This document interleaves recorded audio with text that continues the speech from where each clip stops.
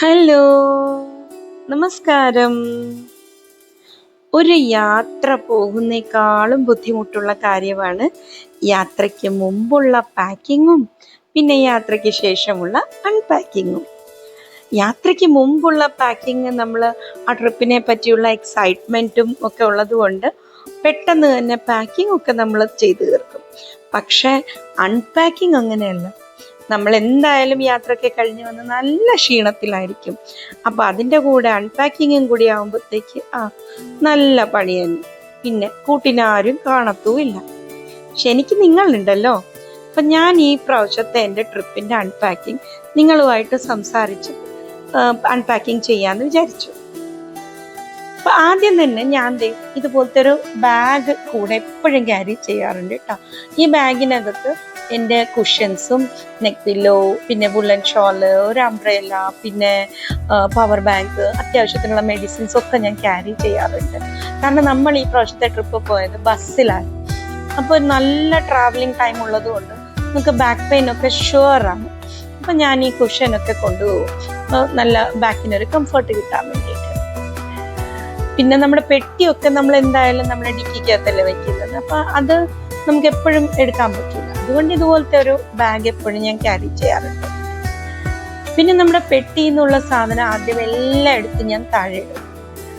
Okay, അത് കഴിഞ്ഞിട്ട് നമുക്കത് സെപ്പറേറ്റ് ചെയ്യാൻ പറ്റും. കാരണം നമുക്ക് വാഷ് ചെയ്യാനുള്ള തുണിയും പിന്നെ വാഷ് ചെയ്യേണ്ടാത്ത തുണിയും ഒക്കെ ഉണ്ടാവുമല്ലോ. ഈ പ്രാവശ്യത്തെ ട്രിപ്പിന് ഞാൻ മേടിച്ച സാധനമാണ് ഈ ഗ്ലാസ് ബാംഗിൾസ്. ഞാൻ യൂസ് ചെയ്ത ഡ്രസ്സൊക്കെ ഇതുപോലത്തെ നമ്മുടെ ടെക്സ്റ്റൈൽ ഷോപ്പിൽ നിന്നൊക്കെ കിട്ടുന്ന പ്ലാസ്റ്റിക് കവേഴ്സ് ഇല്ലേ, അതിലാണ് ഞാൻ കൊണ്ടുവരാറുള്ളത്. കാരണം ഞാൻ ഇവിടുന്ന് പോകുമ്പോൾ തന്നെ ഒരു 2-3 എക്സ്ട്രാ കിറ്റൊക്കെ നമ്മൾ എടുത്തുകൊണ്ട് തന്നെ പോകും. അപ്പം യൂസ് ചെയ്ത ഡ്രസ്സൊക്കെ അതിനകത്ത് ഇട്ടേച്ച് തിരിച്ചു കൊണ്ടുവരും. അപ്പം ബഡ്ജറ്റ് ഫ്രണ്ട്ലിയുമാണ്, പിന്നെ റീയൂസും ചെയ്യാൻ പറ്റുന്നുണ്ടല്ലോ.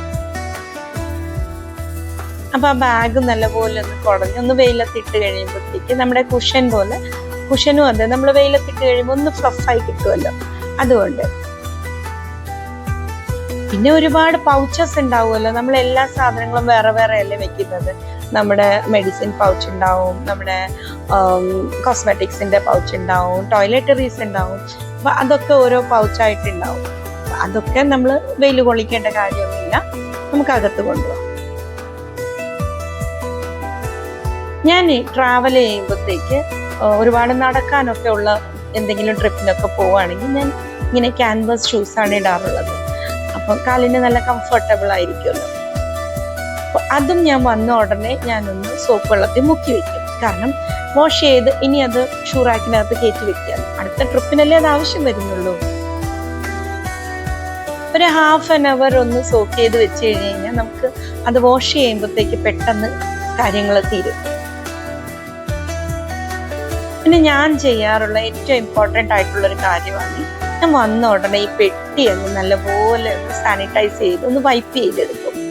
കാരണം ഇത് പലയിടങ്ങളിൽ നമ്മൾ കൊണ്ടുപോയി ഡംപ് ചെയ്യുന്നില്ല. ഡിക്കിക്കകത്തായാലും നമ്മളിത് ഡംപ് ചെയ്തിടുന്ന സാധനമാണ്. അതുകൊണ്ട് പിന്നെ റോട്ടിൽ കൂടെ ഒക്കെ നമ്മളിത് വലിച്ചുകൊണ്ട് പോകുന്നു. അതുകൊണ്ട് ഒന്ന് ഡസ്റ്റ് ഫ്രീ ആക്കാൻ വേണ്ടിയിട്ട് നല്ലപോലെ ഒന്ന് വൈപ്പ് ചെയ്യും, ഒന്ന് സാനിറ്റൈസും ചെയ്ത് വെക്കും.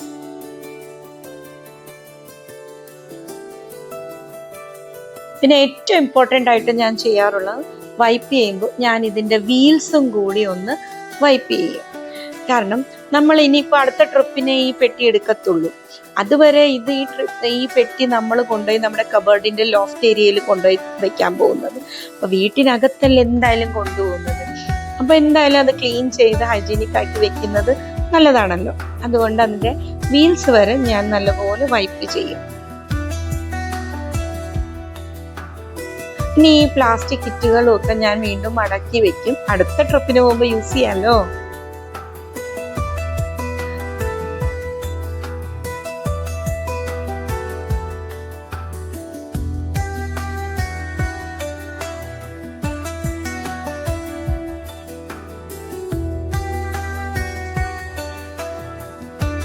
പിന്നെ വരുന്നത് ഈ ഷൂ ക്ലീനിങ് ആണ്.